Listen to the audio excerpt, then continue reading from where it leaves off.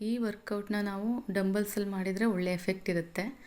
ಇಲ್ಲಾಂದರೆ 2 litres water ಬಾಟಲ್ಗೆ, ಅಂದರೆ juice bottle any ಬಾಟಲ್ಸ್ಗೆ fill ಮಾಡಿಕೊಂಡು ನೀರನ್ನು ವೆಯ್ಟ್ ಇರಬೇಕು ಅದರಲ್ಲಿ. ಈ ರೀತಿ ಮಾಡಿದರೆ ಸೈಡ್ಸು ಬರ್ನ್ ಆಗುತ್ತೆ.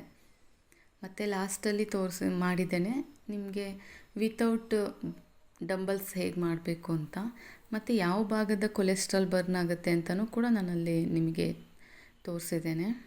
ಈಗ ಒಮ್ಮೆ ನೋಡಿ, ಈ ಸೈಡಲ್ಲಿ ಪೂರ್ತಿ ಸೈಡು ಹಿಂಭಾಗ ಮತ್ತು ಹಾಗೆ ಮುಂಭಾಗ ಅಷ್ಟಗಲ ಪೂರ್ತಿ ಹೋಗುತ್ತೆ. ಹಾಗೆ ಸೈಡ್ಸ್ ಭಾಗದ ಕೊಲೆಸ್ಟ್ರಾಲ್ ಬರ್ನ್ ಮಾಡಲಿಕ್ಕೆ ಇದು ಈಸಿ ಆಗುತ್ತೆ. ಕೆಲವೊಬ್ಬರಿಗೆ ಈಗ ಒಂದು ಟಯರ್ಗಳು ಬರುತ್ತಲ್ಲ, ಆ ರೀತಿ ರೌಂಡ್ಗಳೇ ಇರುತ್ತೆ. ಅವರು ಪ್ರತಿದಿನ ಇದು ಮಾಡಬಹುದು.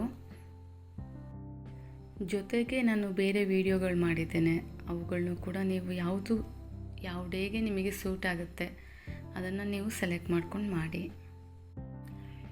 ಇದು ನಾವು ವಿತೌಟ್ ಡಂಬಲ್ ಮಾಡ್ತಾ ಇರೋದು, ಹೇಗೂ ಕೂಡ ಮಾಡಬಹುದು.